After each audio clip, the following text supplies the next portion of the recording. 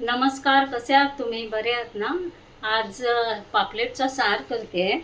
तर त्याच्यामध्ये बेडगी मिरची घालायला, खोबरं थोडंसं, बेडगी मिरची, लसूण, कांदा, धने हे सगळं मिक्स करून वाटलं आहे. आता ह्याची फोडणी करणार आणि त्याच्यामध्ये पापलेट टाकणार. तेल घालून घेते.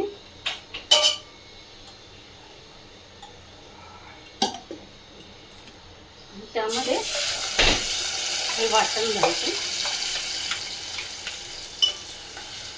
त्याच्यामध्ये हळद वगैरे सगळं घातलेलं आहे आणि कोकम सुद्धा घातलेलं. सारात आता हे पापलेट घालून घेते आणि नंतर वरून मीठ टाकते की झाला सार. झाकण ठेवून शिजायला देते मीठ टाकून. हे बघा, आणि असेल तेवढं मीठ घालायचं, कारण कोकमाला पण मीठ असतं.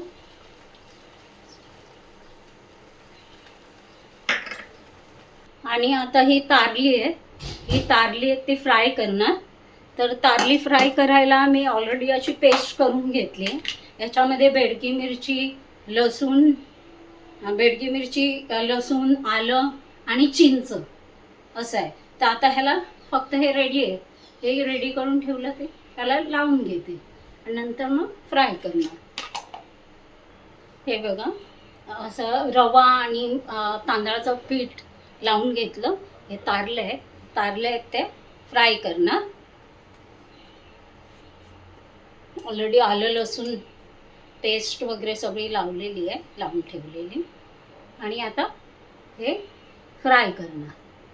हे बघा, आता हे फ्राय करायला ठेवते कारल्या.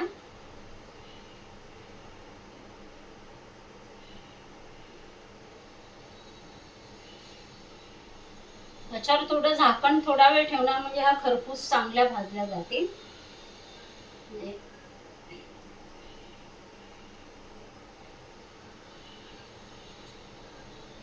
तेल घालून घेते वर.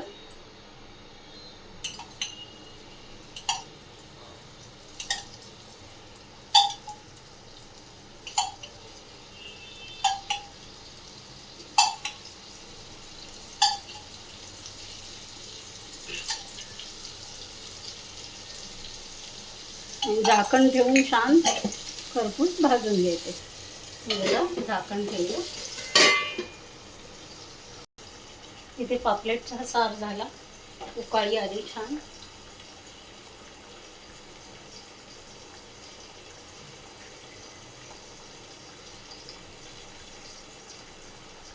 हे बघा, पापलेटचा सार तयार झाला. हे बघा,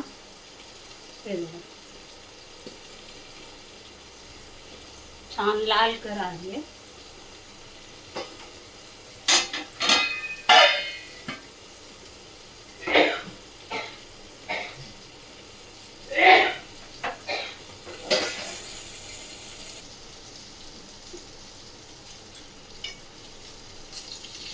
परतवून घ्यायचे छानपैकी, खरपूस भाजून घ्यायचे.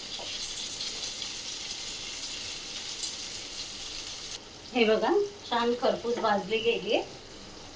परत थोडा वेळ 2 मिनिटं झाकण ठेवलं आणि झाकण काढून परत थोडा वेळ भाजणार. हे छान कुरकुरीत होती.